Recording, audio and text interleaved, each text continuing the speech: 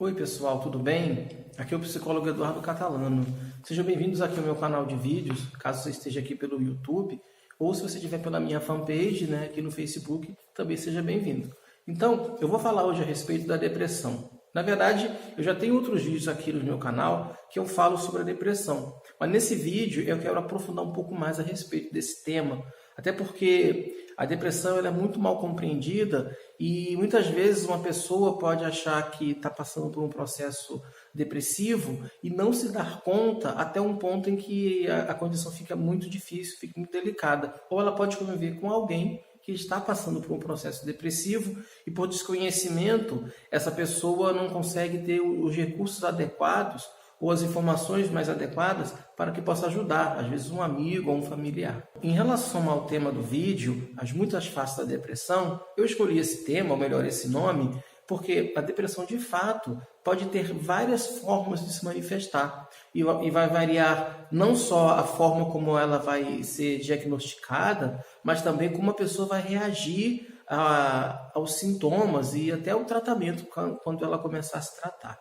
Então, a primeira coisa que é importante a gente entender que é um mito, que para muita gente, uma pessoa deprimida é aquela pessoa que vive prostrada na cama, ela fica sem energia, sem disposição. Isso é um fato, claro, mas existem casos em que a depressão pode ser caracterizada por um processo de muita irritação e, eventualmente, até explosões de raiva. Muitas vezes essas pessoas elas já estão num processo que a depressão ela está iniciando, por isso que essa imagem que a gente tem às vezes dessa pessoa muito irritada, ela pode confundir um pouco, porque eventualmente a gente já teve experiência com outras pessoas que ficaram em depressão e ficaram muito isoladas.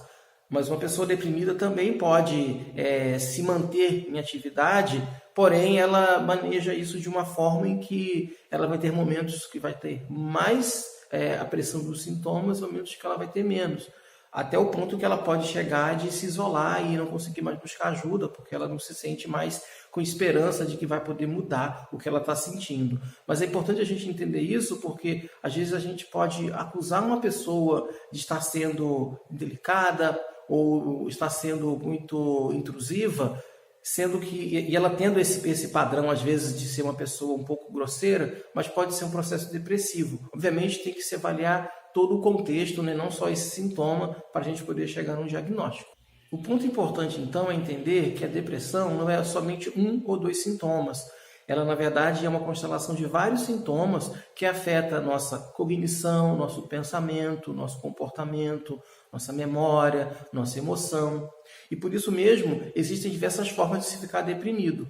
Tradicionalmente, a gente conhece, a gente tem mais acesso às informações relacionadas ao que a gente chama de transtorno depressivo maior, que é uma depressão caracterizada por um longo período, por uma ênfase em alguns sintomas que denotam uma baixa energia realmente, como eu comentei há pouco.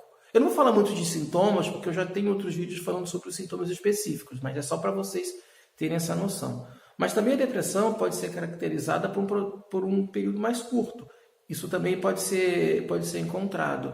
E tem os casos em que a gente vai ver que a pessoa ela viveu a vida, não digo a vida toda, mas boa parte da vida com um processo depressivo mais brando, porém crônico, é o que a gente chama de distimia, e que muitas vezes é mal diagnosticado. Então é aquela história daquela pessoa que vive sempre irritada, sempre de mau humor com as coisas, com as pessoas.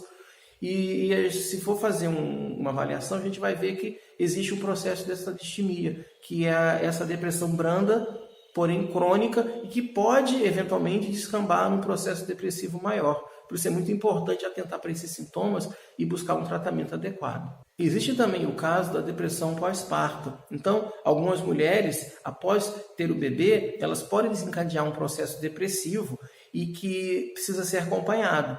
Porque, eventualmente, devido às mudanças hormonais, a mulher ela pode ficar um pouco mais sensível e ficar um pouco deprimida nas próximas 2 ou 3 semanas após ela ter tido o bebê. O problema é se essa depressão persiste. E também avaliar o histórico, se essa pessoa já teve depressão, se ela tem histórico na família. Por isso é importante fazer esse acompanhamento para evitar que a pessoa desencadeie após a mulher após dar à luz, desencadear um processo depressivo que possa perdurar por mais tempo, né? Isso é importante atentar também, não só a pessoa, mas os familiares, né, que estiverem ali por perto. Outra questão que é importante chamar a atenção na depressão é o transtorno bipolar. Pessoas que sofrem de transtorno bipolar, elas vão ter picos entre euforia intensa, com muita energia e disposição, e também baixas de energia ou períodos depressivos muito acentuados. Então, é um processo bem bioquímico, né? E é uma gangorra emocional. Nesse caso, essas pessoas precisam realmente buscar ajuda e a medicação, nesse caso, vai ser muito importante, né? Para estabilizar o humor. Geralmente é usado o lítio, mas aí o médico também vai fazer acompanhamento, ver se não tem outras comorbidades, e o psicólogo também pode ajudar nesse diagnóstico e nesse tratamento também. Eu quero chamar a atenção, então, de um ponto importante, é que a depressão, ela pode atingir qualquer pessoa, independente da renda, independente da classe social, da escolaridade, do gênero, de profissão, e até se a pessoa é bem-sucedida ou não. A depressão, ela por si só, a gente sabe hoje que ela tem componentes genéticos e componentes ambientais. Então, uma pessoa com carga genética propícia a ter depressão, se ela tiver um ambiente mais seguro, mais tranquilo, ela possivelmente vai ter mais chances de não sofrer depressão. Agora, se essa pessoa tem uma carga genética que já é um pouco mais voltada para uma questão da depressão, né, um pouco mais propensa a ter depressão, e em um ambiente que é invalidante, ela possivelmente vai desencadear um processo depressivo. Lógico que cada caso é um caso, tem que ser avaliado.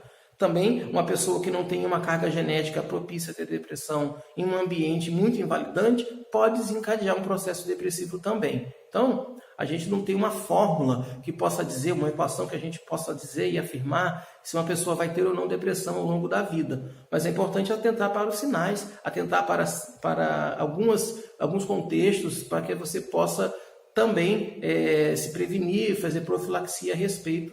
E, obviamente, também, se você tiver algum amigo ou algum familiar, principalmente, que pode passar por um processo como esse, você sabendo disso, você talvez tenha como ajudar de forma melhor. É importante comentar também que uma depressão pode ser desencadeada por um evento, por exemplo, a perda de um ente querido, ou a perda de um emprego, o fim de um relacionamento. Tem que ver cada caso, porque, eventualmente, uma perda de um ente querido vai exigir um tempo de luto. Do mesmo modo, a perda de um relacionamento, o fim de um relacionamento, né? A questão toda é como a pessoa ela lida com essas questões quando elas ocorrem. Dito tudo isso, é importante então a gente ter um pouco de noção a respeito da depressão para que a gente possa diferenciar o que é uma depressão ou o que é um processo, às vezes, de uma tristeza por alguma coisa que aconteceu no nosso dia e que a gente, às vezes, pode ficar até alguns dias abalado, mas que não é exatamente um processo depressivo. Eu sugiro que vocês deem uma olhada aqui no meu canal, vejam meus outros vídeos, que eu falo um pouquinho mais a respeito. Então, fica assim para que vocês possam aprofundar. E, lógico, se você tiver mais alguma dúvida, tiver alguma questão que considere importante e não tenha ficado claro, você pode escrever aqui para mim que eu respondo para vocês também. Por isso é importante que a gente atente-se para o que a gente sente, né, ao longo dos nossos dias, da nossa vida, do que a gente vem fazendo. E dar valor a qualquer sintoma ou sinal que você considere que você saiu daquele seu padrão normal, digamos assim, de humor. É importante isso e considerando também que às vezes a gente vai ter pessoas próximas a nós que vão dar esse feedback para a gente e a gente pode com isso aproveitar e talvez prestar mais atenção nisso, né? Se tem algum amigo ou parceiro ou parceira falando que a gente não está bem, que a gente está andando muito irritado, muito estressado, com muitas questões que eventualmente a gente não consegue lidar e falar, é bom prestar atenção porque talvez isso seja alguma pista para você buscar ajuda também. Nunca é tarde para buscar ajuda, é importante a gente sempre atentar para isso, porque às vezes a pessoa que tem depressão, ela tem muita desesperança porque ela acha que não pode mudar aquela realidade. Quando muitas vezes a gente sabe que é um processo que precisa de um acompanhamento psicológico e eventualmente também um acompanhamento médico, né, com alguma medicação para ajudar a pessoa naquele momento.